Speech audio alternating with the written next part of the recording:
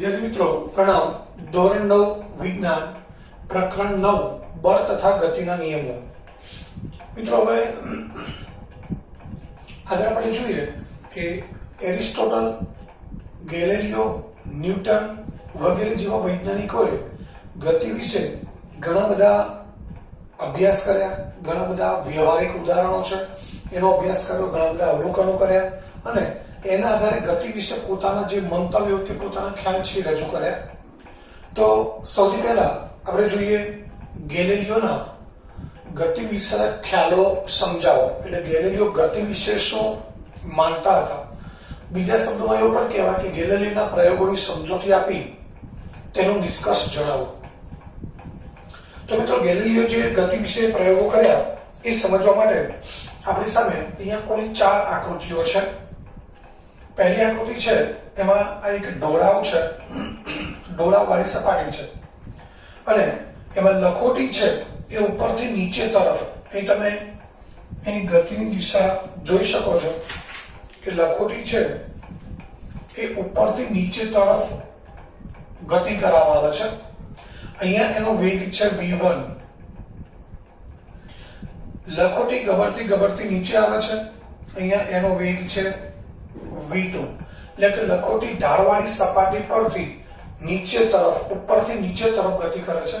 તો અહીંયા જેનો અંતિમ વેગ નીચે પહોંચે ત્યારે જે વેગ છે v2 છે, ઉપર વેગ v1 છે। તો આપણને શું જોવા મળે મિત્રો? v2 greater than v1। એટલે એનો અર્થ એ થાય કે લખોટીના વેગમાં સતત વધારો થાય છે, એટલે એ લખોટી પ્રવેગી ગતિ કરે છે એમ કહી શકાય। બીજી આકૃતિ છે એમાં ઉપરની જેમ જ ઢોળાવવાળી સપાટી છે। અહીંયા લખોટી ઉપરથી નીચે તરફ ગતિ કરે છે, અહીંયા લખોટીને નીચેથી ઉપર તરફ ગતિ કરવામાં આવે છે। શરૂઆતનો વેગ છે v1, ઉપર ઢોળાવ પર થોડી ઊંચાઈએ પહોંચે કે એનો વેગ v2 થાય છે। તો મિત્રો આ પ્રેક્ટિકલી આપણને અનુભવ છે કે આપણે સાયકલ ચલાવતા હોઈએ તો ઢોળાવ ઉપરથી નીચે સાયકલ આપણે જ્યારે ચલાવીએ છીએ ત્યારે પેડલ ના મારીએ તો પણ સાયકલ ઝડપથી દોડે છે, અને જ્યારે ઢાળ ઉપર સાયકલ ચલાવવાની હોય ત્યારે આપણે પેડલ મારવા માટે એ ઢાળ ચલાવવા માટે ઘણું વધારે બળ વાપરવું પડે છે, અને એ ઢોળાવની ઉપરની સપાટી પહોંચે ત્યારે આપણે સાયકલનો વેગ ઘણો બધો ઓછો થઈ ગયો હોય। ઢોળાવ ઉપર ચડીએ એટલે શરૂઆતમાં વેગ વધારે હોય, ઉપર સપાટીએ પહોંચીએ ત્યારે વેગ ઘણો ઓછો હોય છે।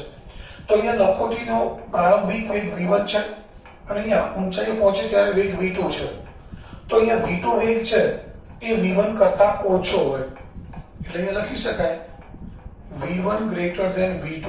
એટલે v1 શરૂઆતનો વેગ છે એ વધુ છે અને અંતિમ વેગ v2 છે એ ઓછો છે। v1 ગ્રેટર ધેન v2 લખાય અથવા v2 લેસ ધેન v1। એટલે અહીંયા પદાર્થના વેગમાં સતત ઘટાડો થાય છે, ઉપર જેમ જાય એમ વેગમાં ઘટાડો થાય, એટલે એ પદાર્થની ગતિ છે એ પ્રતિપ્રવેગી ગતિ કહી શકાય। હવે એ મિત્રો સામસામે બે ઢોળાવ છે, આ એક ઢોળાવ છે, આ બીજો ઢોળાવ છે।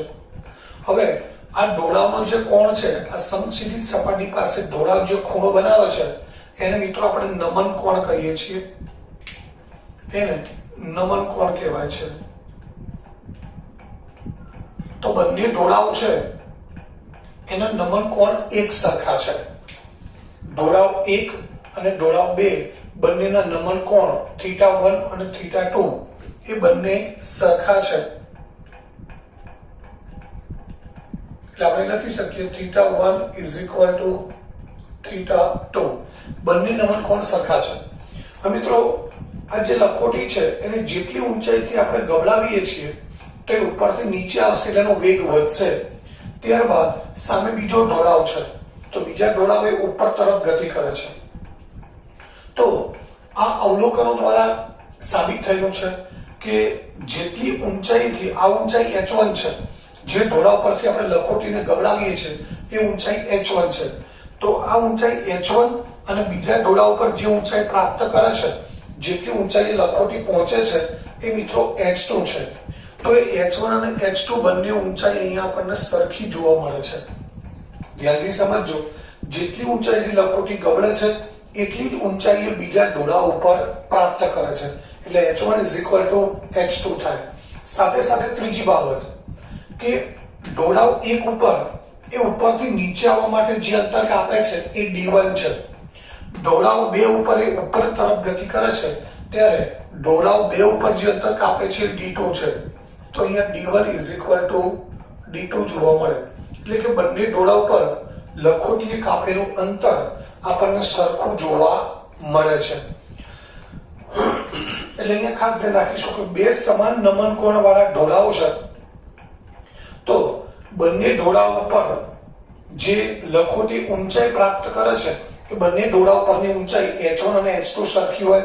સાથે સાથે બંને ઢોળાવ પર લખોટી દ્વારા કપાયેલું અંતર એ પણ સરખું હોય. તો આનો અર્થ એ થયો કે અહીંયા લખોટી પહેલા ઢોળાવ ઉપર જેટલી ઊંચાઈથી ગબડે છે એટલી જ ઊંચાઈ બીજા ઢોળાવ પર પ્રાપ્ત કરે છે.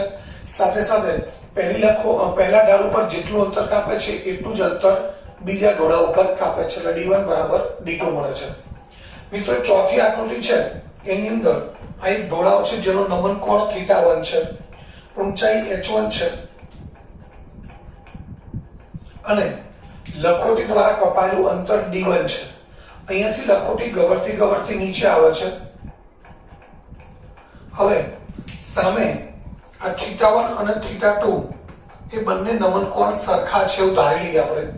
θ1 અને θ2 નમન કોણ મિત્રો કેવા છે? સરખા. તો ઉપરની જેમ અંતર d1 અને d2 એ બંને અંતર કેવા છે? સરખા. આ ઊંચાઈ h1, આ ઊંચાઈ h2 એ પણ કેવી હશે? આ ઊંચાઈ લઈએ આપણે h2 તો મિત્રો એ પણ સરખી હશે. પરંતુ હવે આપણે આ નમન કોણ θ3 છે, અહીંયા 3 અને અહીંયા 4 લઈએ તો તમે જોઈ શકો છો θ1 કરતા θ3 છે નાનો છે. એટલે એનો અર્થ એ થાય કે θ1 ગ્રેટર ધેન θ2 એટલે કે θ1 નમન કોણ મોટો છે, θ3 કેવો છે? નાનો છે. અહીંયા θ1 અને θ2 સરખા છે તો h1 અને h2 પણ સરખા મળશે, d1 અને d2 પણ સરખા મળશે. પરંતુ જ્યારે θ1 ગ્રેટર ધેન θ3 લઈએ, θ1 θ3 કરતા મોટો છે એટલે આ ખૂણો મોટો છે, આ નાનો છે. તમે જોઈ જ શકો છો કે આના કરતા આ ખૂણો θ2 નાનો છે. તો મિત્રો ખાસ સમજો કે અહીંયા θ1 કરતા θ3 નાનો છે તો આ જે પહેલો જે ઢોળાવ છે એની ઉપર જેટલી ઊંચાઈથી લખોટી ગબડે છે એટલી જ ઊંચાઈ ઢોળાવ આ સામેનો ઢોળાવ છે ત્યાં એ પ્રાપ્ત કરશે. પરંતુ આ ઢોળાવનો નમન કોણ ઓછો છે, θ3 નાનો છે.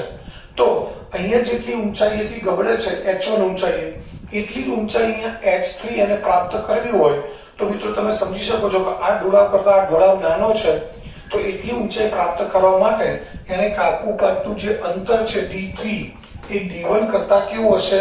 વધારે હશે. તમે જોઈ શકો છો આ d2 કરતા d3 અંતર વધારે છે. d1 અને d2 સરખા છે, d1 અને d2 સરખા છે પરંતુ d1 અને d3 સરખા નથી. એટલે જ્યારે નમન કોણ θ1 મોટો હોય ત્યારે ઊંચાઈ તો મિત્રો h1 h2 સરખી જ રહેશે. કારણ કે આ નમન કોણ તમે ગમે તેટલો નાનો કરશો તો અહીંયા લખોટી જેટલી ઊંચાઈથી નીચે તરફ ગતિ કરે છે એટલી જ ઊંચાઈ સામેના ઢોળાવ ઉપર પ્રાપ્ત કરવાનો પ્રયત્ન કરશે અને પ્રાપ્ત પણ કરશે. એટલે ઊંચાઈ h1 h2 સરખી રહેશે. પરંતુ આ θ3 છે, સોરી અહીં θ1 બરાબર θ2 લીધા છે આપણે. θ1 મોટો છે, θ3 નાનો છે તો આ જે અંતર d1 છે એ d3 કરતા ઓછું હશે. એટલે d1 ઓછું હશે, d3 વધુ હશે. હજુ તમે જોઈ શકો છો આ θ4 છે એ θ2 અને θ3 કરતા પણ નાનો છે. એટલે કે θ1 છે આ ડબલ વખત ગ્રેટર ધેન લખ્યું છે એટલે એનો અર્થ એ થાય કે θ1 θ4 કરતા ઘણો મોટો છે અથવા તો θ4 આ ખૂણો θ1 કરતા ઘણો નાનો છે. તો મિત્રો ઊંચાઈ તો એની એ જ રહેશે, h1 બરાબર h2. અહીંયા જગ્યાના અભાવે બતાવ્યું નથી, પણ તમે સમજી શકો કે અહીંયાથી આટલી લગભગ એ લખોટી પહોંચશે, તો એ લખોટીને અહીંયા જેટલી ઊંચાઈ h1 છે એટલી ઊંચાઈ ત્યાં પ્રાપ્ત કરવી હોય તો અંતર હજુ પણ વધારે કાપવું પડશે. એટલે આ d1 છે એને કરતા d4 ઘણું વધારે હશે. અંતર d1 છે એને કરતા d4 અંતર ઘણું વધારે છે. તો મિત્રો હવે આનો અર્થ એ થયો કે જેમ જેમ આપણે નમન કોણ બીજો જે ઢાળ છે એનું નમન કોણ ઘટાડતા જઈશું તેમ તેમ h1 જેટલી જ ઊંચાઈ લખોટી બીજા ઢોળા ઉપર પ્રાપ્ત કરશે.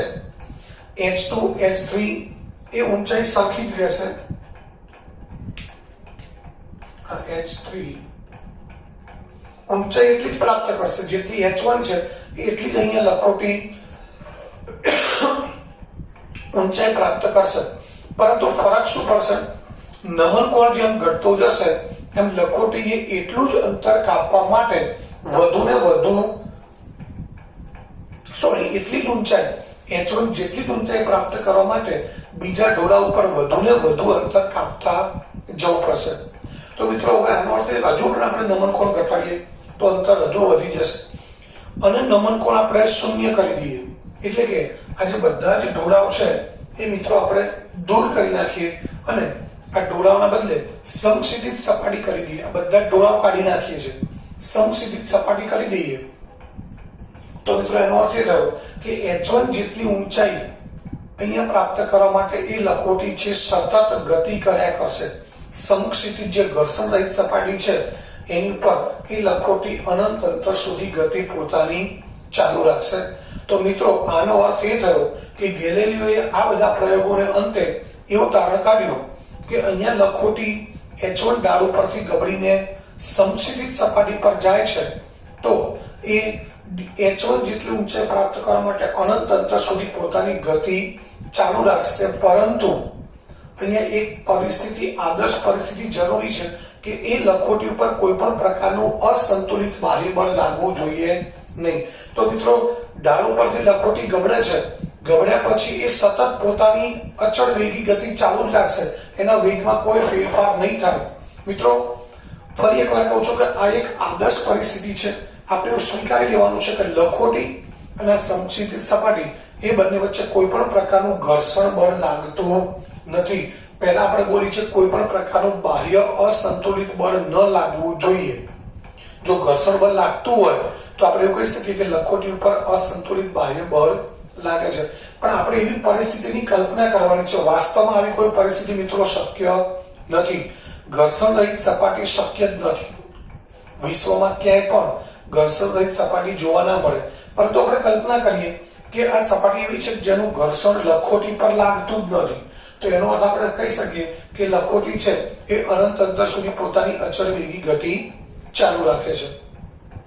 તો આના આધારે જે ગેલેલિયો છે એને એવો નિષ્કર્ષ કાઢ્યો કે પદાર્થ છે એને પોતાની અચળ વેગી ગતિ ચાલુ રાખવી છે સતત, તો એને કોઈ અસંતુલિત બાહ્ય બળની જરૂર પડતી નથી.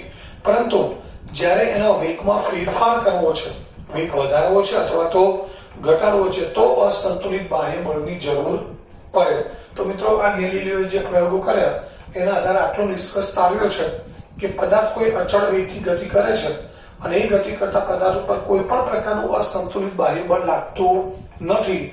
તે પદાર્થ અનંત સુધી પોતાની અચળ વેગી ગતિ ચાલુ રાખશે. અહીંયા અસંતુલિત બાહ્ય બળ એટલે ઘર્ષણ બળ જેવા બળોની વાત છે. પરંતુ ફરી એકવાર રિપીટ કરું છું કે આવું કોઈ સપાટી શક્ય નથી. એટલે વ્યવહારમાં આપણે જે પદાર્થો જોઈએ એ ગમે તેટલી લીસી સપાટી હોય તો પણ એ અમુક અંતર કાપ્યા પછી થોભી જાય છે.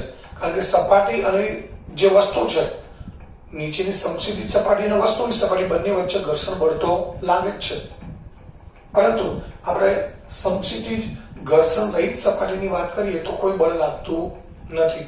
તો મિત્રો ગેલેલિયો પ્રયોગોનો અંતે આ નિષ્કર્ષ કાઢ્યો કે પદાર્થના વેગમાં ફેરફાર કરવા માટે અસંતુલિત બાહ્ય બળ જરૂરી છે, પરંતુ પદાર્થની અચળ વેગી ગતિ ચાલુ રાખવા માટે કોઈ બાહ્ય બળની જરૂર નથી. મિત્રો ત્યારબાદ ગેલેલિયો પછી ન્યૂટને પણ બળ અને ગતિ વિશેના જે ગેલેલિયોના ખ્યાલ હતા એનો અભ્યાસ કર્યો અને ગતિમાન પદાર્થની ગતિને સમજાવવા માટે ત્રણ નિયમો આપ્યા, જેને ન્યૂટનના ગતિના નિયમો કહેવાય છે. એમાં પહેલો નિયમ, ન્યૂટનનો ગતિનો પહેલો નિયમ, બીજો નિયમ અને ત્રીજો નિયમ, આવા ત્રણ ન્યૂટને ગતિના નિયમો આપેલા છે. પણ પહેલો નિયમની આપણે વાત કરીએ તો પહેલો નિયમ એવો કહે છે કે દરેક વસ્તુ કે દરેક પદાર્થ પોતાની સ્થિર કે અચળ વેગી અવસ્થા છે એ જાળવી રાખે છે કે જ્યાં સુધી એની ઉપર કોઈ બાહ્ય બળ દ્વારા એમાં ફેરફાર કરવાની ફરજ ન પડે. કોઈ પણ પદાર્થ સ્થિર હોય તો સ્થિર રહેવાનો પ્રયત્ન કરે, ગતિમાન પદાર્થ હોય તો પોતાની અચળ વેગી ગતિ ચાલુ રાખવાનો પ્રયત્ન કરે છે જ્યાં સુધી એની ઉપર કોઈ અસંતુલિત બાહ્ય બળ દ્વારા અવસ્થામાં ફેરફાર કરવાની ફરજ ન પડે. ટૂંકમાં એની પર કોઈ પણ પ્રકારનું અસંતુલિત બાહ્ય બળ લાગતું ન હોય તો પદાર્થ સ્થિર હોય તો સ્થિર રહે છે અને ગતિમાં હોય તો પોતાની અચળ વેગી ગતિ ચાલુ રાખે છે. તો મિત્રો, આ થયો ન્યૂટનનો ગતિનો પ્રથમ નિયમ. તો આનો જે ન્યૂટનનો ગતિનો પ્રથમ નિયમ છે એ પ્રશ્ન છે એ આપણે મુદ્દાસર જવાબ સાથે સમજીએ.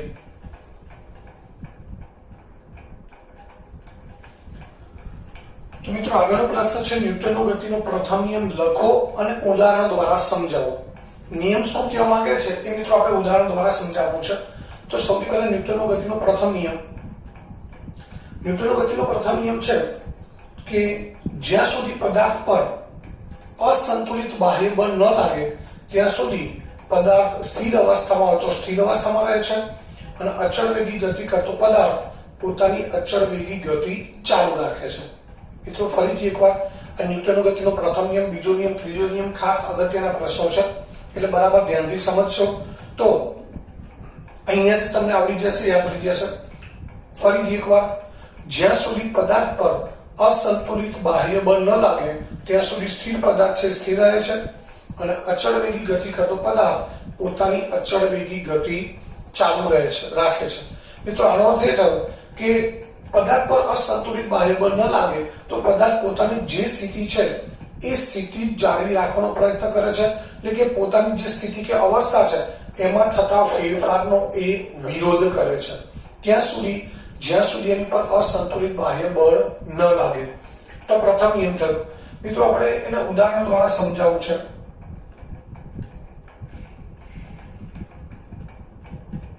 તો અહીં આપણે જે પ્રથમ નિયમ છે એની અંદર ખાસ બે અવસ્થાની વાત કરી છે, સ્થિર અવસ્થા અને બીજું અચળ વેગી અવસ્થા.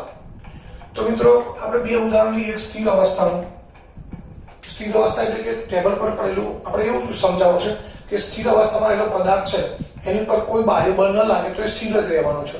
અને આપણે બધા જાણીએ છીએ કે ટેબલ પર પડેલું પુસ્તક છે, જ્યાં સુધી એ પુસ્તકને કોઈ આપણે ધક્કો મારીએ, ખેંચીએ, પકડીએ, ઉપાડીએ, કંઈ જ પણ પ્રકારનું બાહ્ય બળ ન લગાડીએ તો મિત્રો એ ટેબલ પર પડેલું પુસ્તક ક્યારેય પોતાનું સ્થાન છોડશે?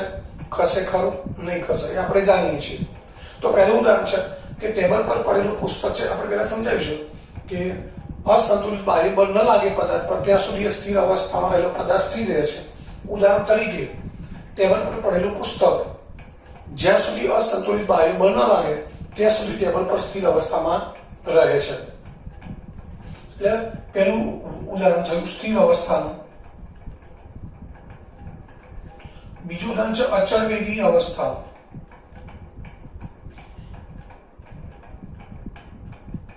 અચળ વેગી અવસ્થા એટલે શું? તો મિત્રો, આપણે હમણાં વાત કરીએ કે કલ્પના કરીએ કે ઘર્ષણ રહિત સમછેદિત સપાટી છે. ઘર્ષણ રહિત કોઈ પણ પ્રકારનું ઘર્ષણ બળ નથી. તો ઘર્ષણ રહિત સમછેદિત સપાટી પર ગબડતો દડો જ્યાં સુધી અસંતુલિત બાહ્ય બળ ન લાગે ત્યાં સુધી પોતાની અચળ વેગી ગતિ ચાલુ રાખશે. જો કે ફરી એકવાર કહું છું કે આવી કોઈ સપાટી મિત્રો શક્ય નથી. ઘર્ષણ રહિત સપાટી છે એ શક્ય નથી. એનું કારણ એ છે કે ઘર્ષણ તો હોય જ, ગમે તેવી લીસી સપાટી હોય. લીસી સપાટી તો ઘર્ષણ ઓછું હોય પણ હોય તો ખરું જ. એટલે વાસ્તવમાં આ શક્ય નથી. એટલે કે દડો છે એ સપાટી પર અમુક અંતર કાપ્યા પછી શું થાય છે? તો ઉભી જાય છે. તો આ બે પ્રથમ ન્યૂટનનો ગતિનો પ્રથમ નિયમ છે એના આ બે ઉદાહરણ થયા. તો એ પ્રશ્નનો જવાબ પૂરો થયો. મિત્રો, હવે બીજા કેટલાક બાબતો છે એની વાત કરી જે આપણે વાસ્તવમાં અનુભવેલા છે. તો સૌથી પહેલા કે આપણે ઘણી વખત કારમાં બેઠા હોઈએ, બસમાં મુસાફરી કરતા હોય તો આપણને ઘણા બધા અનુભવો થતા હોય છે. જેમ કે બસ ઉભેલી છે, સ્થિર અવસ્થામાં છે અને એનો ડ્રાઈવર એકાએક બસને ઉપાડે છે, અથવા તો આપણે ગાડીમાં કારમાં બેઠેલા છીએ, કાર સ્થિર છે અને કોઈક અચાનક આંચકા સાથે ઉપાડે છે તો આપણે પાછળ તરફ નમી જઈએ છીએ. આપણે કોઈ કારમાં કે બસમાં બેઠા છીએ કે ઊભા છીએ અને અચાનક ડ્રાઈવર બ્રેક લગાડે છે તો આપણે આગળ તરફ નમી જઈએ છીએ. કોઈક વાહન છે એ સીધા રોડ પર જાય છે અને અચાનક વળાંક આવે છે તો એનો જે ડ્રાઈવર છે એ ઝડપથી જે વાહન છે એને ઝડપથી વળાંક પર વાળે છે તો આપણે જે દિશામાં વાહન વળે છે એની વિરુદ્ધ દિશામાં નમી જઈએ છીએ. તો મિત્રો આ બધી બાબત છે એને આપણે જડત્વ નામની રાશિથી ઓળખીએ છીએ. તો આ બધી અવસ્થા છે એમાં જે પદાર્થનું જડત્વ છે એ સૌથી અગત્યનું છે. તો હવે આપણે જોઈએ જડત્વ. જડત્વ એટલે શું, તેના પ્રકારો અને એ જડત્વ કઈ કઈ જગ્યાએ આપણે રોજિંદા જીવનમાં મહત્વનો ભાગ ભજવે છે એ આપણે ઉદાહરણ દ્વારા અને એની પરથી કેટલાક અગત્યના કારણો છે એના પર જવાબો આપણે જોઈએ.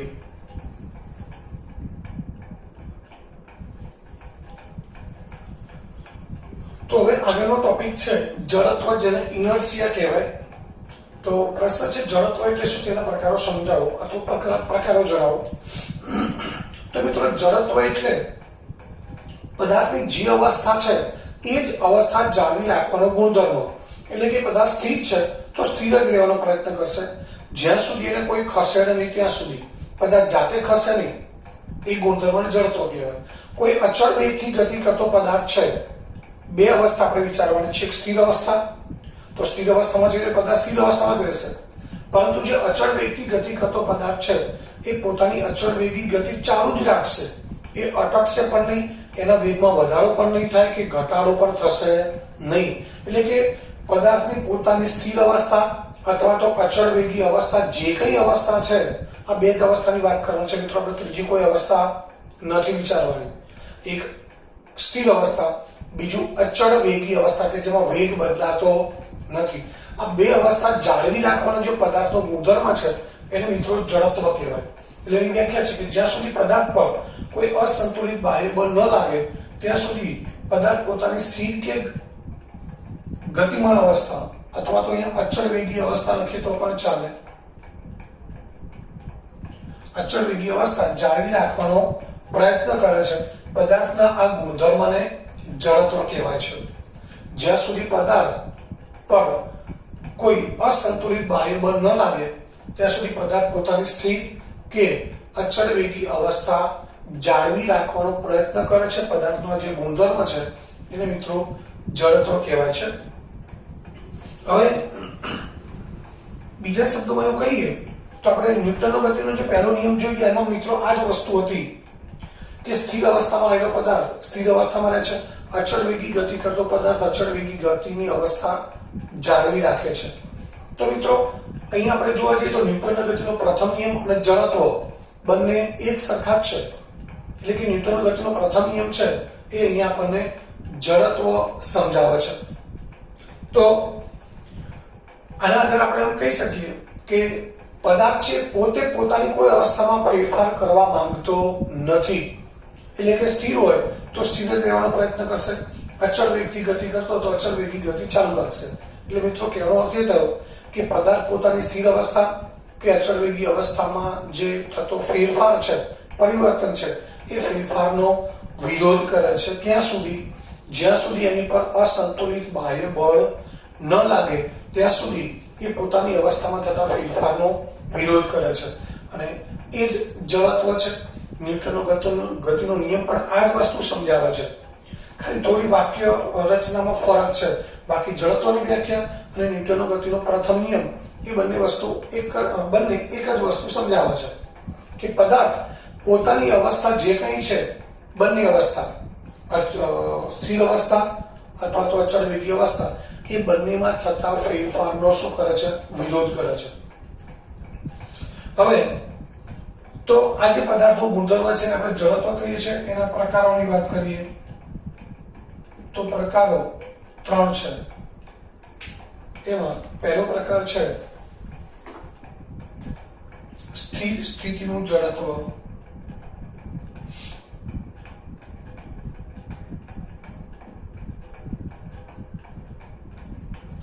ત્યારબાદ બીજું છે ગતિનું જડત્વ અને ત્રીજું છે દિશાનું.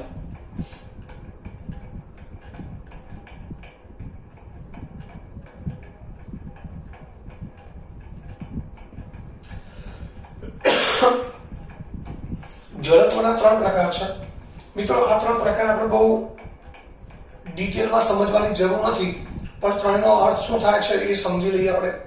સ્થિર સ્થિતિનું જડત્વ એટલે પદાર્થ સ્થિર અવસ્થામાં છે, એની અવસ્થા કેવી છે? સ્થિર. તો એ શું કરશે? સ્થિર અવસ્થામાં જ રહેવાનો પ્રયત્ન કરશે, એને સ્થિર સ્થિતિનું જડત્વ કહેવાય. જેમ આપણે વાત કરી કે ટેબલ પર પડેલું પુસ્તક છે એ સ્થિર છે. જ્યાં સુધી એની પર કોઈ અસંતુલિત બાહ્ય બળ ઉપર નીચે આજુબાજુથી નહીં લાગે ત્યાં સુધી પોતાનું સ્થાન છોડશે નહીં, એટલે કે સ્થિર અવસ્થામાં છે તો સ્થિર જ રહેશે. એ સ્થિર સ્થિતિનું જડત્વ થયું. બીજું છે ગતિનું જડત્વ. તો ગતિનું જડત્વ એવું છે મિત્રો, અને આ બીજા પણ ઉદાહરણ લઈ શકીએ. આપણે સ્થિર બસમાં બેઠા હોઈએ તો જ્યાં સુધી બસમાં આપણે બસ સ્થિર છે ને આપણે પણ સ્થિરમાં બસમાં બેઠા છીએ તો બસની સાથે સાથે આપણું શરીર પણ કેવું છે? સ્થિર અવસ્થામાં છે, અને સ્થિર અવસ્થામાં જ રહેવાનો પ્રયત્ન કરે છે. અને હમણાં તમને વાત કરીએ કે અચાનક બસ ઉપડે તો આપણને આંચકો લાગે ને આપણે પાછળ નમી જઈએ છીએ. તો મિત્રો એનું કારણ એ છે કે જ્યારે બસ સ્થિર અવસ્થામાં હોય ત્યારે એમાં આપણે બેઠેલા હોય એટલે આપણું શરીર પણ બસની સાથે કેવું હોય છે? સ્થિર અવસ્થામાં. જ્યારે બસ ગતિ કરે છે ત્યારે બસના સંપર્કમાં રહેલા આપણા પગ, આપણે બસમાં ઊભા છીએ તો બસના સંપર્કમાં રહેલા આપણા પગ એ બસ સાથે ગતિમાં આવે છે, પરંતુ શરીરનો જે ઉપરનો ભાગ છે એ જડત્વના નિયમ મુજબ શું કરે છે? સ્થિર રહેવાનો પ્રયત્ન કરે છે. મિત્રો ધ્યાનથી સમજજો. બસ સાથે આપણા પગ સંપર્કમાં છે, બસ ગતિમાં આવે એટલે પગ ગતિમાં આવશે, પરંતુ શરીરનો ઉપરનો ભાગ છે એ ગતિમાં આવવાનો પ્રયત્ન કરતો નથી, સ્થિર રહેવાનો પ્રયત્ન કરે છે. એનું કારણ શું? એની અવસ્થા પહેલા કઈ હતી? સ્થિર અવસ્થા. તો જડત્વના નિયમો જેવી સ્થિર રહેવાનો પ્રયત્ન કરે છે એટલે પગ આગળ ખસે છે, શરીરનો ભાગ પાછળ ખસે, એટલે આપણે કહી શકીએ કે આપણે પાછળ તરફ નમી જઈએ છીએ. તો સ્થિર સ્થિતિનું જડત્વ થયું. ત્યારબાદ ગતિનું જડત્વ.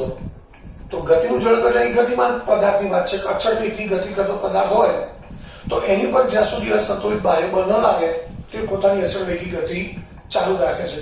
તો મિત્રો અહીંયા પણ આપણે ઉદાહરણ જોઈએ કે આપણે બસમાં ઊભા છીએ, બસ ગતિમાં છે. ગતિનું જડત્વ છે એટલે અહીંયા ગતિમાન પદાર્થ આપણે ધ્યાનમાં લેવાનો છે. આપણે બસમાં ઊભા છીએ, બસ ગતિમાં છે. તો બસ ગતિમાં છે તો આપણું શરીર પણ મિત્રો બસની સાથે સાથે ગતિમાં જ હોય. જ્યારે એકાએક ડ્રાઈવર, કોઈ ટ્રાફિક આવે છે, કોઈ અડચણ આવે છે, કોઈ બમ્પ આવે છે તો એ ડ્રાઈવર છે અચાનક બ્રેક લગાવે છે. બ્રેક લગાવે છે એટલે શું થશે? બ્રેક લાગે એટલે બસ ઊભી રહેશે. તો અચાનક બ્રેક લગાવે એટલે બસ ઊભી રહે છે. બસ ઊભી રહે છે એટલે મિત્રો બસના સંપર્કમાં રહેલા આપણા જે પગ છે એ પગ પણ સ્થિર થાય છે. જ્યારે શરીરનો ઉપરનો ભાગ છે એ મિત્રો પહેલા આપણું શરીર કેવું હતું? બસની સાથે સાથે ગતિમાં જ હતું, એટલે આપણું શરીર ગતિમાં જ છે, પણ પગ કેવા થઈ ગયા? બસની સાથે સ્થિર. શરીરનો ઉપરનો ભાગ ગતિમાં રહેવાનો પ્રયત્ન કરે એટલે શું થાય? પગ પાછળ જાય, શરીરનો ઉપરનો ભાગ આગળ જાય, એટલે આપણે કઈ તરફ નમી જઈએ છીએ? આગળ તરફ નમી જઈએ છીએ. તો મિત્રો આ થઈ વાત ગતિનું જડત્વ. ગતિનું જડત્વ એટલે પદાર્થ ગતિમાં હોય તો એ ગતિમાં જ રહેવાનો પ્રયત્ન કરશે, પોતાની ગતિમાન અવસ્થામાં થતા ફેરફારો શું કરશે? વિરોધ. તો ગતિનું જડત્વ થયું. ત્યારબાદ દિશાનું જડત્વ. દિશાનું જડત્વ એટલે મિત્રો હમણાં આપણે વાત કરીએ કે આપણે કોઈ બસમાં ઊભા છીએ, બસ ચાલુ છે, ગતિમાં છે, અને બસ જે દિશામાં ગતિમાં છે એ જ દિશામાં આપણું શરીર પણ ગતિમાં છે. હવે અચાનક વચ્ચે કોઈ અડચણ આવે છે તો ક્યાંક 4 રસ્તા આવે છે અને બસનો ડ્રાઈવર છે બસને ડાબી બાજુ વાળે છે. તો મિત્રો ધ્યાનથી સમજો, આપણું શરીર બસની સાથે ગતિમાં જ છે, પરંતુ કઈ દિશામાં ગતિમાં છે? જે દિશામાં બસ ગતિ કરે છે એ જ દિશામાં આપણું શરીર પણ ગતિમાં જ છે, અને જડત્વના નિયમ મુજબ એ જ દિશામાં ગતિમાં રહેવાનો પ્રયત્ન કરશે. પરંતુ ડ્રાઈવર છે એ બસને કઈ તરફ વાળે છે? ડાબી બાજુ, એટલે બસ તો ડાબી બાજુ વળે છે. જડત્વના નિયમ મુજબ બસના સંપર્કમાં રહેલા આપણા પગ છે એ પણ ડાબી બાજુ વળે છે, પરંતુ શરીરનો ઉપરનો ભાગ પહેલા કઈ દિશામાં ગતિમાં હતો? સીધો જ. જે દિશામાં ગતિમાં હતો એ જ દિશામાં ગતિમાં રહેવાનો પ્રયત્ન કરે છે, જ્યારે પગ છે એ બસ તરફ વળે છે. એટલે કે જો બસ ડાબી બાજુ વળે તો પગ પણ ડાબી બાજુ વળે છે, જ્યારે શરીરનો ઉપરનો ભાગ સીધો જવાનો પ્રયત્ન કરે. તમે સમજી શકો છો મિત્રો, પગ આ બાજુ વળે છે, શરીરનો ઉપરનો ભાગ સીધો જવાનો પ્રયત્ન કરે, એટલે આપણે જે દિશામાં બસ વળે એની વિરુદ્ધ દિશામાં શું થઈ છે, નમી પડીએ છીએ. આપણે કારમાં બેઠા હોઈએ અને ટર્નિંગ આવે અને કાર ચલાવનાર ઝડપથી કારને ટર્નિંગ આપે તો પણ આપણે જે દિશામાં કાર વળે છે, કાર ડાબી બાજુ વળે તો આપણે જમણી બાજુ નમી જઈએ, કાર જમણી બાજુ વળે તો આપણે ડાબી બાજુ નમી જઈએ છીએ. તો મિત્રો આ થયું દિશાનું જડત્વ. તો આના આધારે મેં તમને સમજાવ્યું 3 કારણો પૂછાઈ શકે. કેટલા કારણો પૂછાઈ શકે? 3. પહેલું કારણ કે સ્થિર બસ એકાએક ઉપડે, બસથી છે એકાએક ઉપડે ત્યારે આપણે પાછળ તરફ નમી જઈએ છીએ. તેના કારણો મિત્રો આટલું જ લખવાનું છે કે જ્યારે બસ સ્થિર હોય છે ત્યારે તેમાં ઉભેલા મુસાફરો છે એ પણ સ્થિર અવસ્થામાં હોય છે. જ્યારે બસ એકાએક ઉપડે ત્યારે બસના સંપર્કમાં રહેલા મુસાફરોના પગ એ બસની સાથે ગતિમાં આવે છે. જ્યારે જડત્વના નિયમ મુજબ, મિત્રો આ શબ્દનો ખાસ ઉલ્લેખ કરવાનો, જડત્વના નિયમ મુજબ શરીરનો ઉપરનો ભાગ છે એ શું કરે છે? પહેલા કેવો હતો શરીરનો ઉપરનો ભાગ? આખો શરીર સ્થિર અવસ્થામાં હતું. પગ છે એ બસની સાથે ગતિમાં જાય છે, પરંતુ શરીરનો ઉપરનો ભાગ જડત્વના નિયમ મુજબ સ્થિર રહેવાનો પ્રયત્ન કરે છે. એટલે પગ આગળ જાય, શરીરનો ઉપરનો ભાગ પાછળ જાય, એટલે કે આપણે પાછળ તરફ નમી જઈએ છીએ. ફરી એકવાર જવાબ બોલી દઉં છું કે જ્યારે બસ સ્થિર અવસ્થામાં હોય ત્યારે તેમાં ઉભેલા મુસાફરોના શરીર પણ સ્થિર અવસ્થામાં હોય છે. બસ એકાએક ઉપડે ત્યારે બસના સંપર્કમાં રહેલા મુસાફરના પગ છે એ બસ સાથે ગતિમાં આવે છે. જ્યારે જડત્વના નિયમ મુજબ શરીરનો ઉપરનો ભાગ છે એ સ્થિર અવસ્થામાં રહેવાનો પ્રયત્ન કરે છે, જેથી આપણે પાછળ તરફ નમી જઈએ છીએ. આની પરથી ગતિનું જડત્વ, એની પરથી બીજું કારણ એવું પૂછાય કે જ્યારે ગતિમાન બસ એકાએક થોભે ત્યારે તેમાં ઉભેલા મુસાફરો છે એ આગળ તરફ નમી જાય છે. તેનું કારણ પણ આની જેમ જ જવાબ લખવાનો છે કે જ્યારે બસ ગતિમાં હોય ત્યારે તેમાં ઉભેલા મુસાફરોના શરીર પણ બસની સાથે ગતિમાં હોય છે. જ્યારે બસ એકાએક થોભે ત્યારે બસના સંપર્કમાં રહેલા મુસાફરના પગ બસ સાથે સ્થિર અવસ્થામાં આવે છે. જ્યારે શરીરનો ઉપરનો ભાગ જડત્વના નિયમ મુજબ ગતિમાં રહેવાનો પ્રયત્ન કરે છે, જેથી આપણે આગળ તરફ નમી જઈએ છીએ. ત્યારબાદ દિશાનું જડત્વ, તો એના આધારે આપણે કહી શકીએ, એના કારણે એવું પૂછાય કે જ્યારે કોઈ મોટર કાર કે બસ અચાનક ઝડપથી તીવ્ર વળાંક લે ત્યારે આપણે એક તરફ, એટલે કે જે બાજુ વળાંક લે એની વિરુદ્ધ તરફ નમી જઈએ છીએ. તો એમાં પણ મિત્રો આ જ કારણ લખીશું કે જ્યારે બસ ગતિમાં હોય ત્યારે તેમાં ઉભેલા મુસાફરોના શરીર પણ બસની સાથે બસની દિશામાં જ ગતિમાં હોય છે.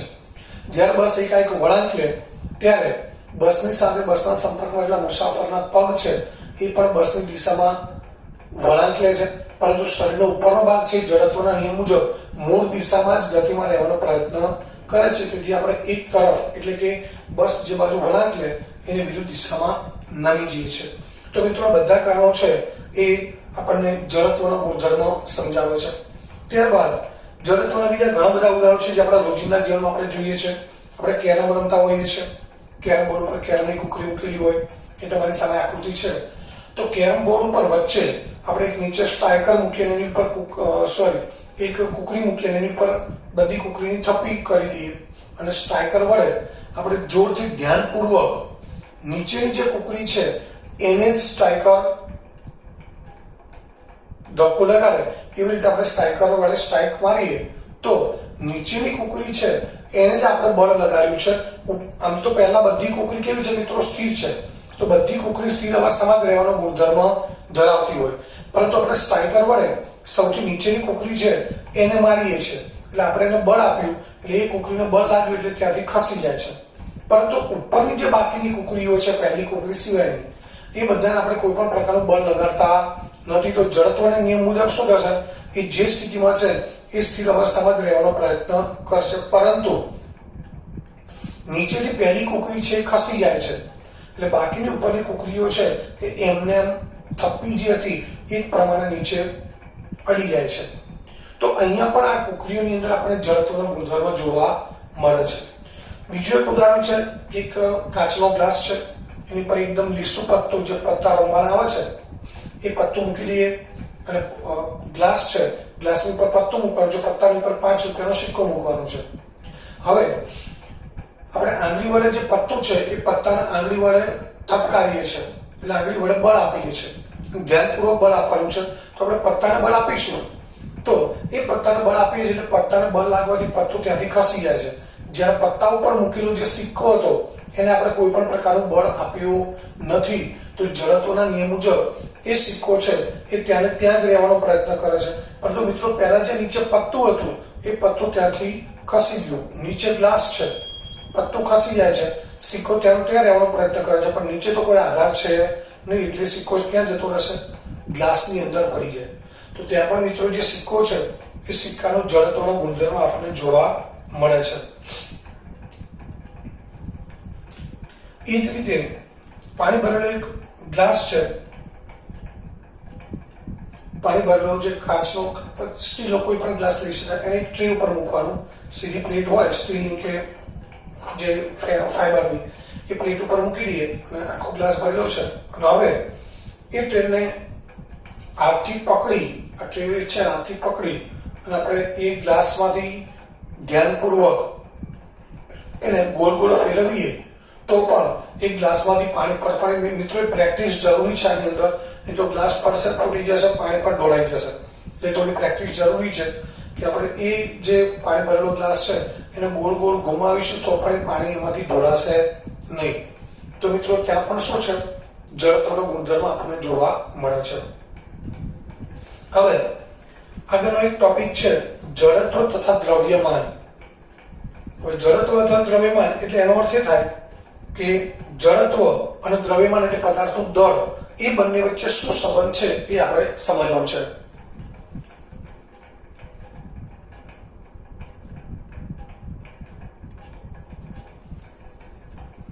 તો મિત્રો હવે આગળ જોઈએ આપણે જડત્વ તથા દ્રવ્યમાન, એટલે કે પદાર્થનું દળ અને જડત્વ એ બંને વચ્ચે શું સંબંધ છે એ આપણે સમજવું છે.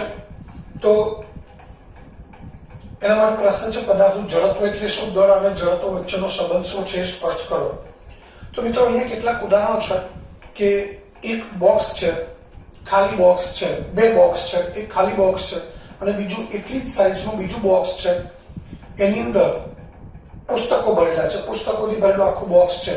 હવે એ બંને બોક્સને આપણે ખસેડવાનો પ્રયત્ન કરીએ તો આપણે આ વસ્તુ પ્રેક્ટિકલ ન કરીએ તો આપણે સમજી શકીએ કે ખાલી બોક્સ કરતા જે પુસ્તકોથી ભરેલું બોક્સ છે એને ખસેડવા માટે આપણે વધારે બળની જરૂર પડે.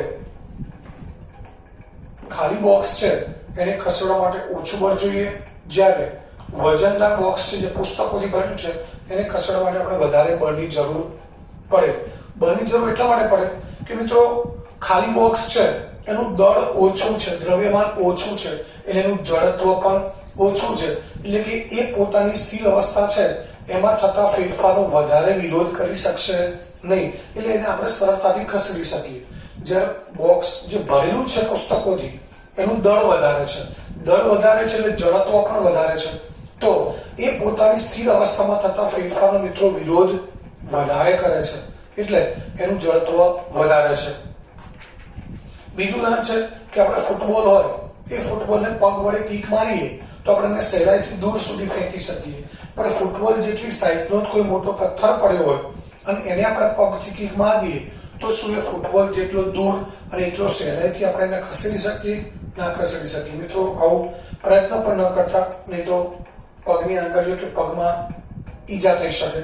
એટલે કહેવાનો મતલબ એ છે કે એક જ સાઈઝનો એક ફૂટબોલ છે જે હવા ભરેલો છે, જેનું દળ બિલકુલ ઓછું છે, અને એ જ સાઈઝનો બીજો પથ્થર છે, તો બંનેને આપણે એક જ સરખા બળથી કિક મારીએ તો ફૂટબોલને દૂર સુધી ફેંકી શકીએ છીએ, પરંતુ પથ્થર છે એ કદાચ ખસી પણ નહીં શકે. તો ત્યાં પણ કારણ કયું જવાબદાર છે મિત્રો? આપણે તો એક જ સરખું બળ લગાડ્યું છે, તો ત્યાં જવાબદાર છે બંનેનું દળ. ફૂટબોલનું દળ ઓછું છે એટલે એનું જડત્વ ઓછું છે, એટલે એને આપણે બળ આપીશું તો એ દૂર સુધી જશે, કારણ કે જડત્વ ઓછું છે એટલે એની અવસ્થા જે સ્થિર અવસ્થા છે એમાં એ વિરોધ બિલકુલ ઓછો કરશે.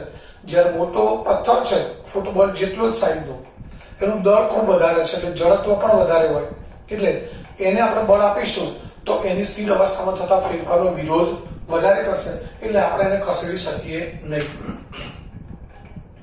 ત્યારબાદ સ્થિર અવસ્થામાં પડેલા એક ટેનિસનો દડો છે અને એક મેચિસનો દડો છે.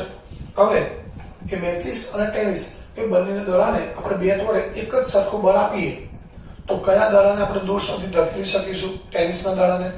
ત્યાં પણ આપણને ખબર છે કે ટેનિસનો દડો છે વજનમાં હલકો છે, મેચિસનો દડો છે વજનમાં ભારે હોય. તો હલકો દડો ટેનિસનો છે, બંનેને આપણે એક જ સરખા બળ વડે બેટથી ફટકારીએ છીએ તો ટેનિસનો દડો દૂર જશે, મેચિસનો દડો એટલું દૂર જશે નહીં. તો ત્યાં પણ જવાબદાર છે મિત્રો બંનેનું દળ અને દળના કારણે એમનું જડત્વ. ત્યારબાદ હાથલારી છે, જે શાકભાજી વાળા લઈને આવતા હોય છે કે ભંગાર વાળા લઈને આવતા હોય, એ હાથલારી છે એને આપણે ગતિ આપવા માટે, ખસેડવા માટે થોડુંક બળ આપીએ તો આપણને ખસવા લાગશે. પરંતુ એટલું જ બળ આપણે કોઈ ટ્રેનને અથવા તો કોઈ કારને કે કોઈ ટ્રક છે એટલું જ બળ વડે આપણે ટ્રકને ખસેડવાનો પ્રયત્ન કરીએ તો એ ખસે નહીં. તો ત્યાં પણ કયું કારણ જવાબદાર છે કે હાથલારી છે એનું દળ ઓછું છે એટલે જડત્વ ઓછું છે એટલે એને થોડા બળ વડે ખસેડી શકાય. જ્યારે ટ્રક છે, ટ્રેન છે કે કાર છે એનું દળ વધારે છે એટલે એનું જડત્વ વધારે છે તો એટલા જ બળ વડે આપણે ટ્રેન, કાર કે ટ્રકને ખસેડી શકીએ નહીં. તો જડત્વની વ્યાખ્યા આપણે જોઈ ગયા છે કે જ્યાં સુધી પદાર્થ પર અસંતુલિત બાહ્ય બળ ન લાગે ત્યાં સુધી પદાર્થ પોતાની સ્થિર અથવા તો અચળ વેગી અવસ્થા જાળવી રાખવાનો પ્રયત્ન કરે છે. પદાર્થના આ ગુણધર્મને શું કહેવાય? જડત્વ. એના બધા આપણે ઉદાહરણો સમજાવીએ તો આના આધારે આપણે કહી શકીએ કે જ્યારે ભારે પદાર્થ છે એનું જડત્વ વધારે હોય, એનું દળ વધારે છે એટલે જડત્વ વધારે છે અને એના કારણે એ પોતાની અવસ્થા છે એમાં થતા ફેરફારનો વિરોધ વધારે કરે છે. જ્યારે હલકો પદાર્થ છે એનું દળ ઓછું છે એટલે જડત્વ ઓછું છે એટલે એની અવસ્થા છે સ્થિર અવસ્થા એમાં થતા ફેરફારનો વિરોધ ઓછો કરે છે. તો આમ પદાર્થનું જડત્વ જેમ જેમ વધુ એમ એની મૂળ જે પ્રારંભિક અવસ્થા છે એ જાળવી રાખવાનું એનું વલણ પણ વધુ હોય. દળ વધુ એટલે જડત્વ વધુ અને એ પોતાની અવસ્થા છે એમાં થતા ફેરફારનો વિરોધ વધુ કરશે એટલે કે પોતાની મૂળ અવસ્થા જાળવી રાખવાનું વલણ વધુ ધરાવે છે. જ્યારે જડત્વ ઓછું એટલે કે પદાર્થનું દળ ઓછું તો એનું જડત્વ ઓછું તો એની જે મૂળભૂત અવસ્થા છે એમાં થતા ફેરફારનો પ્રતિકાર અથવા તો વિરોધ ઓછો કરશે અને એના કારણે એમાં આપણે ઝડપથી એની અવસ્થામાં ફેરફાર કરી શકીએ. તો આનો અર્થ એ થયો કે જે પદાર્થનું દળ વધારે છે એનું જડત્વ પણ વધારે, દળ ઓછું તો જડત્વ પણ ઓછું. તો આના આધારે આપણે કહી શકાય કે મિત્રો જડત્વ એ પદાર્થનો એક ગુણધર્મ છે, કુદરતી વલણ છે કે જે તેની સ્થિર કે ગતિમાન અવસ્થામાં થતા ફેરફારનો શું કરે છે? વિરોધ કરે છે. એને આપણે જડત્વ કહીએ છીએ અને પદાર્થનું જડત્વ, દ્રવ્યમાન એ તેના જડત્વનું માપ છે. મિત્રો દ્રવ્યમાન એ પદાર્થના જડત્વનું માપ છે તો એનો અર્થ એ થાય કે પદાર્થનું દ્રવ્યમાન વધુ તો એનું જડત્વ પણ વધુ, દ્રવ્યમાન ઓછું તો જડત્વ પણ ઓછું. મિત્રો એટલા માટે કે દ્રવ્યમાન આપણે માપી શકીએ છીએ, જડત્વ માપી શકાતું નથી. એટલે કહી શકાય કે દ્રવ્યમાન દ્વારા આપણે જડત્વ છે એના વિશે માહિતી મેળવી શકીએ. એટલે કે દ્રવ્યમાન એ પદાર્થના જડત્વનું માપ છે. તો મિત્રો આ થયું દ્રવ્યમાન અને જડત્વ વચ્ચેનો સંબંધ. તો અહીંયા ન્યૂટનનો ગતિનો પ્રથમ નિયમ, જડત્વ, આ બંને ટોપિક અહીંયા પૂરા થાય છે. હવે ત્યારબાદ અહીંયા એક ટેક્સ્ટ બુકની અંદર ચોપડીમાં 2-3 પ્રશ્નો છે એના જવાબ જોઈ લઈએ. કે પહેલો પ્રશ્ન છે રબરનો દડો અને તેટલા જ પરિમાણ વાળો પથ્થર આ બેમાંથી કોનું જડત્વ વધારે હોય? રબરનો દડો અને એટલું જ પરિમાણ એટલે એટલું જ કદ ધરાવતો પથ્થર છે તો પથ્થર ભારે હોય એનું જડત્વ વધારે હોય. સાયકલ અને ટ્રેન એ પણ આપણે કહી શકીએ ટ્રેન છે એ ભારે હોય એટલે જડત્વ વધારે હોય. 5 રૂપિયાનો સિક્કો અને 1 રૂપિયાનો સિક્કો તેમાં પણ 5 રૂપિયાનો સિક્કો છે એનું દળ વધારે એટલે એનું જડત્વ વધારે હોય. હવે બીજો એક મોટો પ્રશ્ન છે કે નીચે આપેલા ઉદાહરણમાં દડાનો વેગ કેટલી વાર બદલાય છે તે જાણવાનો પ્રયત્ન કરો. ફૂટબોલનો એક ખેલાડી બોલ પર કિક મારીને બોલને પોતાના ટીમના બીજા ખેલાડી પાસે પહોંચાડે છે. ફૂટબોલની ગેમ આપણે ઘણીવાર જોતા હોઈએ તો એનો એક ખેલાડી ફૂટબોલને કિક મારીને એની ટીમના બીજા ખેલાડી પાસે પહોંચાડે છે. બીજો ખેલાડી તે દડાને કિક મારીને ગોલ તરફ પહોંચાડવાનો પ્રયત્ન કરે છે. પ્રતિસ્પર્ધી ટીમ એટલે સામેની ટીમનો જે ગોલકીપર છે એ દડાને પકડે છે અને પોતાની ટીમના ખેલાડી તરફ એ કિક મારે છે. ગોલકીપર એ બોલ પકડી લે છે અને એ પોતાની જે ટીમ એટલે બીજી જે ટીમ હતી એક ટીમના ખેલાડી તરફ એને કિક મારે છે, તો દરેક કિસ્સામાં બળ લગાડનાર કારક પણ ઓળખી બતાવો. એટલે અહીંયા વેગ દ્વારાનો કેટલી વાર બદલાય છે અને એ બળ આપનાર જે કારક છે એ કારક પણ આપણે અહીંયા જણાવવાના છે. તો મિત્રો પહેલી વાર જ્યારે ફૂટબોલનો એક ખેલાડી પહેલી વખત ક્યારે દિશા બદલાય, ફૂટબોલનો એક ખેલાડી એ દડાને કિક મારીને પોતાની ટીમના બીજા ખેલાડી તરફ ધકેલે છે ત્યારે. બીજી વખત ક્યારે વેગ બદલાય કે જ્યારે પહેલી ટીમનો બીજો ખેલાડી છે એ ફૂટબોલને કિક મારીને ગોલકીપર તરફ ગોલ કરવા માટે મોકલે છે ત્યારે. ત્રીજી વખત ક્યારે બદલાય કે ગોલકીપર એ દડાને પકડે છે અને પોતાના પગ વડે કિક મારી અને એ જે પોતાની એટલે કે બીજા નંબરની ટીમ છે એના ખેલાડી તરફ મોકલે છે. ચોથી વખત ત્રીજી વખત પ્રતિસ્પર્ધી ટીમનો ખેલાડી ગોલકીપર જે છે એ દડાને પકડે છે, રોકે છે, ત્યારે એનો વેગ બદલાય છે, કારણ કે એ વખતે વેગ શૂન્ય થઈ જાય. અને એ પકડ્યા પછી ચોથી વખત ક્યારે વેગ બદલાય કે જ્યારે એ ગોલકીપર છે એ દડાને કિક મારી અને પોતાની ટીમના બીજા ખેલાડી તરફ મોકલે છે. તો 4 વખતે જે દડો છે એની દિશા બદલાય છે. હવે પ્રથમ કિસ્સામાં બળ લગાડનાર ખેલાડી કોણ હતો? પહેલી ટીમનો પહેલો ખેલાડી. બીજા કિસ્સામાં પહેલી ટીમનો બીજો ખેલાડી. ત્રીજા કિસ્સામાં અહીંયા બળ લગાડનાર કારક એ દડાને રોકે છે, એટલે દડા ઉપર બળ તો લગાડે જ છે, એટલે બીજી ટીમનો ગોલકીપર છે.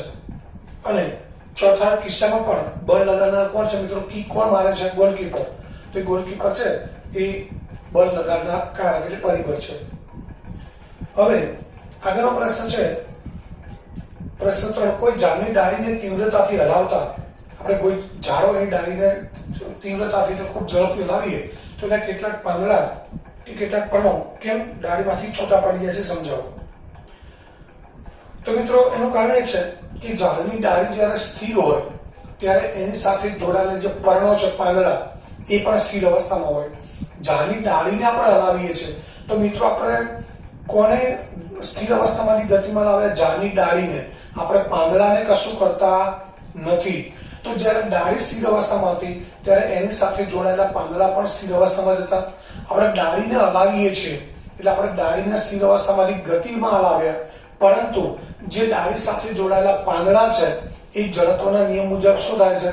સ્થિર અવસ્થામાં રહેવાનો પ્રયત્ન કરે છે. એટલે કે પોતાની અવસ્થામાં થતા ફેરફારો શું કરે છે? વિરોધ કરે છે. અને એના કારણે કેટલાક પર્ણો છે એ તૂટીને ક્યાં પડે છે? નીચે પડે છે. તો અહીંયા એ જે આપણે બળ લગાડીએ છીએ એ બળને પર્ણો સુધી પહોંચવા માટેનો જે સમય મળે છે એ ખૂબ નાનો હોય છે. ઝડપથી જ્યારે હલાવીએ ત્યારે એ બળ છે એને પર્ણો સુધી પહોંચવા માટેનો સમય ખૂબ ઓછો મળે એટલે પર્ણો તૂટી જાય છે. પરંતુ આપણે ડાળીને ધીરે ધીરે હલાવીએ તો આપણે જે ડાળીને બળ આપ્યું છે એ બળ પર્ણો સુધી પહોંચતા સમય વધારે લે છે. એટલે એ દરમિયાન પાંદડા છે એ તૂટી જતા નથી. આ વધારાની જાણકારી માટે છે, આ લખવાની અંદર કોઈ જરૂર નથી. અને મિત્રો ત્યારબાદનો પ્રશ્ન છે એની આપણે આગળ ચર્ચા કરી લીધી છે. તો મિત્રો અહીંયા જડત્વ અને ન્યૂટનનો ગતિનો પહેલો નિયમ, જડત્વ અને દ્રવ્ય વચ્ચેનો સંબંધ, આટલા મુદ્દાની અહીંયા ચર્ચા પૂરી થઈ. તો આટલા જે પ્રશ્નો છે ટેક્સ્ટ બુકમાં કે ડાયજેસ્ટમાં, ગાઈડમાં જે પ્રશ્નો છે એના જવાબ જોઈ અને તમારે લખી દેવાના છે.